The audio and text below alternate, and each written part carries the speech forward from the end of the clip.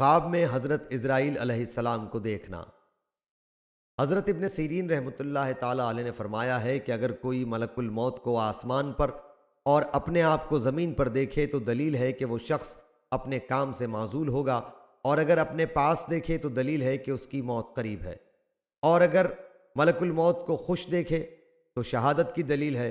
اور اگر ملک الموت سے کشتی کی اور گر پڑا تو دلیل ہے کہ دنیا سے جلدی رخصت ہوگا، اور اگر ملک الموت کو گرا لیا تو بعض تعبیر دان بیان کرتے ہیں کہ بیمار ہوگا لیکن شفا پائے گا۔